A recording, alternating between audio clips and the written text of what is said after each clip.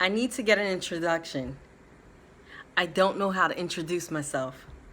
This is what's holding me back when I start the video. Now, I don't want to be animated. I don't want to turn my head up and down just like this. But I do want to smile because it is warm, welcoming, and friendly. What I would like to do is introduce you to my channel. My channel is called Tasha's Book Reviews. And in Tasha's Book Reviews, I will go ahead and give you little snippets of books that I have read. Whether I read them this month or in this quarter, I just want to share the books that I highly enjoyed. And I'll tell you about the ones that I don't like. See, I'm not the type of person that's going to finish a book if I don't like it. So I'm going to tell you about those too, if I put it down or not.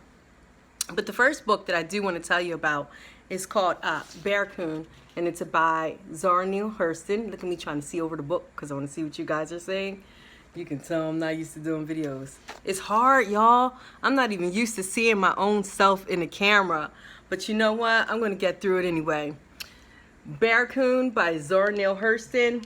When I read this book, it touched me so much. I read this book in like 2 days, first of all. I don't have that much time to read. I work long shifts, so when I do get a chance to read, I can really appreciate when I read something that actually settles in my soul and wants me to talk about it. I would read this again. It's such an easy read.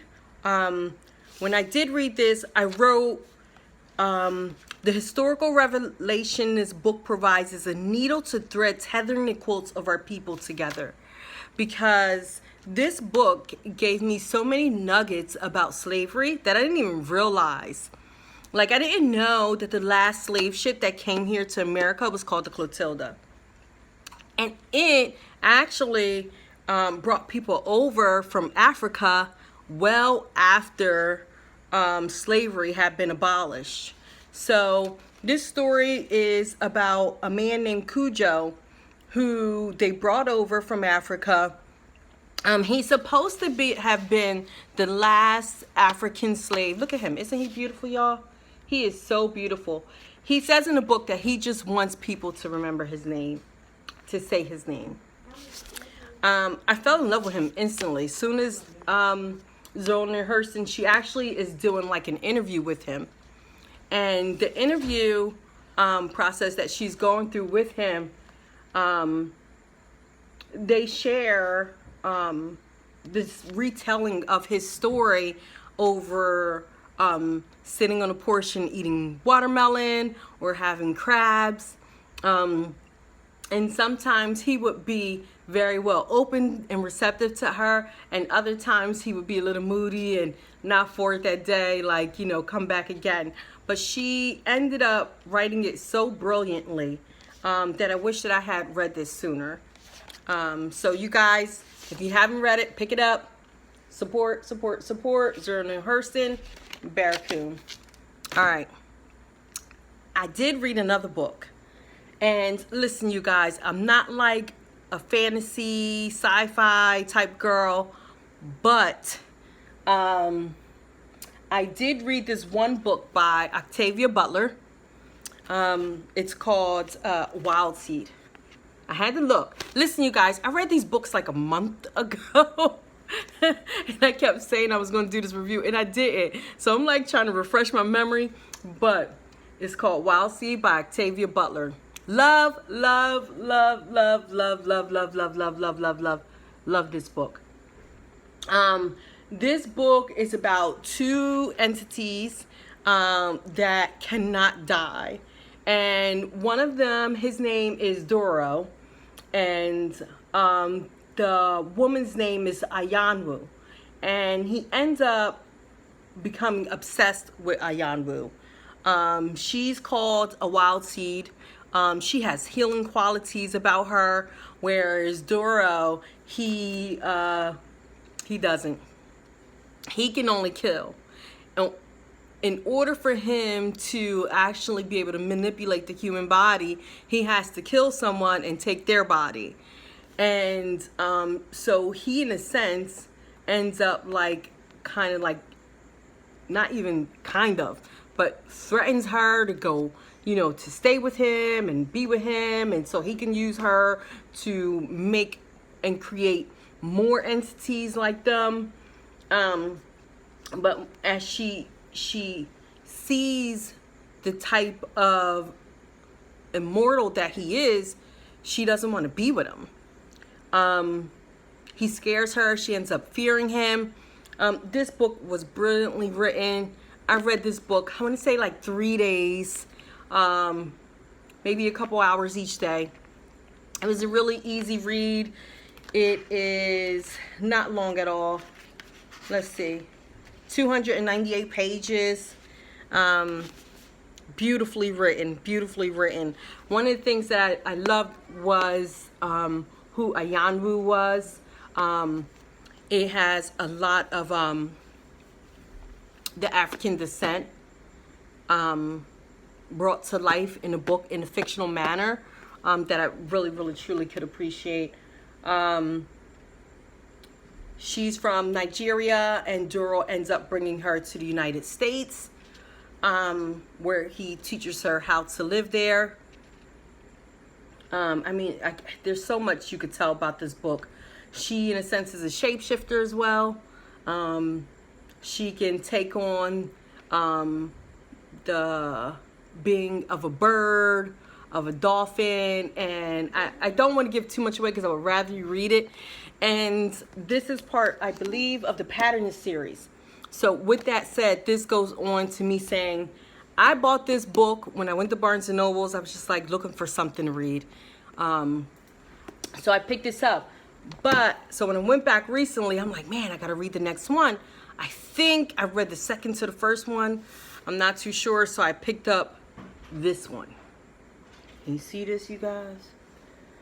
Mind of my mind. I'm like, oh, Lord, what's she doing to me? I cannot wait to read this, you guys. So this is going to be my next read. I'm so excited. Mind of My Mind by Octavia Butler. I can't even wait to dig into this. It says a young woman comes into her own power and challenges the ruthless man who controls her in his brilliantly provocative novel from the award-winning author of Parable of the Sower. So, Mary is a treacherous experiment. Her creator, an immortal named Zora, has molded the human race for generations, seeking out those with unusual talents like telepathy and breeding them into a new subrace of humans who obey his every command. The result is Mary, a young black woman living on the rough outskirts of Los Angeles in the 1970s. So, no, this book is after that book. I think I got it right. Who has no idea how much power she will soon wield. Zora knows he must handle Mary carefully or risk her ending like his previous experiments, dead either by her own hand or Zora's. What he doesn't suspect is that Mary's viral telepathic abilities may soon rival his own power, creating the potential for her to break free of his control once and for all and shift the course of humanity. You guys, you cannot tell me that that does not sound good. Listen, if you're bored at home, or if you just want something good to read, you're sick of looking at TV, whatever, pop in some music, some jazz, whatever you like, some hip hop, some pop, whatever. Sit back and read, or go outside. It's so beautiful out there. Pick up a book, enjoy it. I got 2 other books that I did pick up that I read like the first couple pages and I didn't get too far into it, so I gotta put them down. But I think I'm gonna pick them up and really read them because I heard that they're really good books. All right, first, this book is by Candace Carty Williams, and it is called Queenie. Look at this cover, y'all. Tell me how good this cover is. So this book is about a woman who is really just trying to find herself. She's going through a lot. Her boyfriend kicks her out the apartment. Her boss doesn't seem to see her. She's part of a Jamaican British family that they don't hear her. And her best friends try to help, but they can't help her. And she's just kind of like spiraling and careening. And she's really just trying to find herself. You know, I can say I can relate. I know how that goes.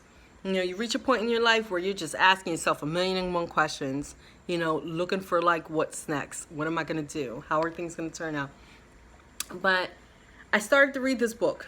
So I read probably into, I read into the first chapter at page 18, and then I kind of like stopped. Yes, I do the little bookends, you guys. I know I love books and you shouldn't bend them up, but sometimes I feel like, you know, a book was really good when the pages are a little bent.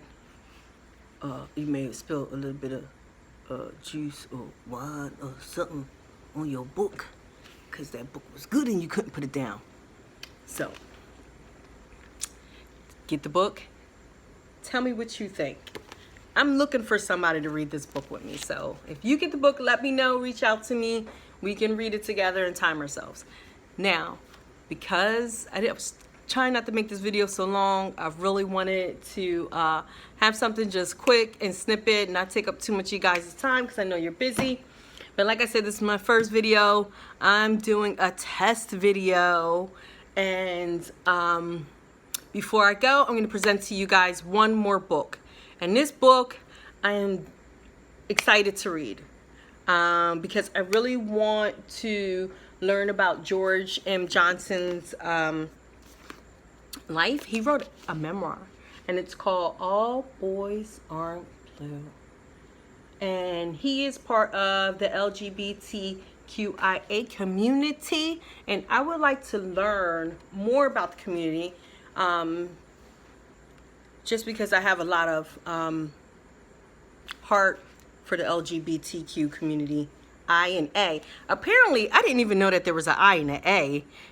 I'm like, where did that even come from? But it is. So if you guys didn't know, you know now. But I'm like, I can't wait.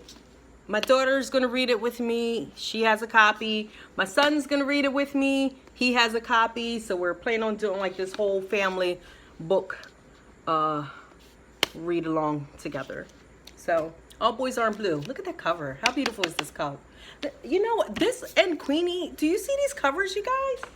Man, we are thebomb.com. We really know what we want and what we're looking for. So, I can't wait to read these books and give Queenie a chance, because that's what I think. I think I'm not giving Queenie a chance because then I saw, like, you know, Coon, and it was just like, oh, I gotta read that. And then Wild Seed, and I was like, oh, I gotta read that. So Queenie got put down for a little bit, but I promise I'm gonna pick it back up and not be like, oh, mind of my mind, I gotta read that. All right, you guys, that's it for now. It is a wrap. Peace, love, and blessings. I'm out.